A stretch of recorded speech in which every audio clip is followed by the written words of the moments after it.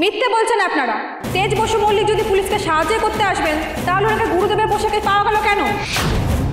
কারণ তেজ বসু মল্লিকই হৃদয়েশ্বর বাবা।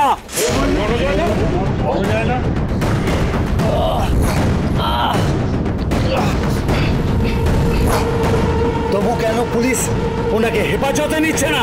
কেন? এই সব কিছুর পেছনে আছে এই তেজ বসু মল্লিক আর সুধাময়ী বসু মল্লিক।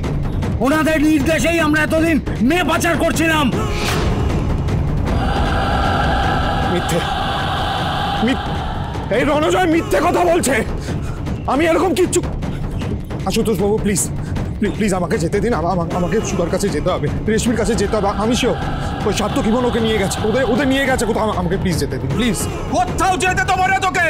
আমাদের মেয়ের সঙ্গে যে অন্যায় করেছিস তার হিসাব দিবি তুই। আপনারা সকলে শান্ত হন, আমাকে হ্যান্ডেল করতে দিন। না না না, আমরা বন্ড সাধুর শাস্তি চাই। শাস্তি চাই, শাস্তি চাই। বন্ড সাধুর শাস্তি চাই। শাস্তি চাই, শাস্তি চাই। বন্ড সাধু।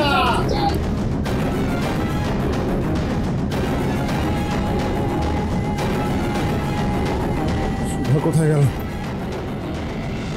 সুধা, সুধা, সুধা।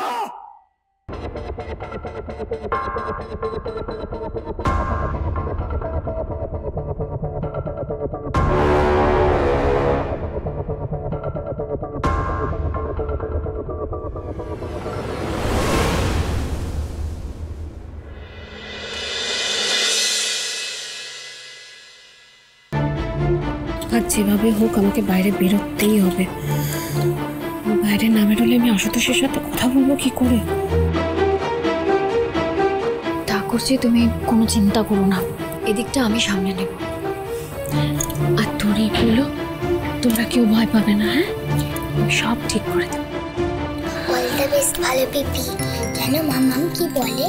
মাম্মাম বলে যারা গুড হিউম্যান তাদেরকে গুরু দাদা একটুও শাস্তি দেয় না।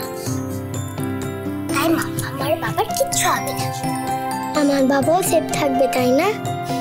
থাকবে তো বাবা। আচ্ছা তোরে বলো, চলো আমাদের কাজটা শুরু করে দিই।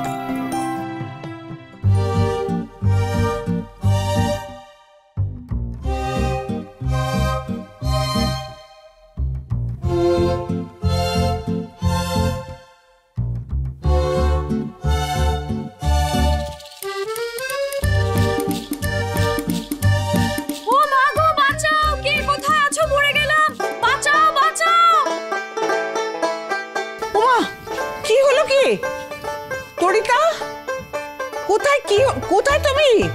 এই তো ঠাম্মি, এদিকে এসো, এদিকে এসো প্লিজ, তাড়াতাড়ি এসো, আমি মরে গেলাম গো। মরে গেলাম? তুমি রান্নাঘরের দিকে? কি হলো আবার?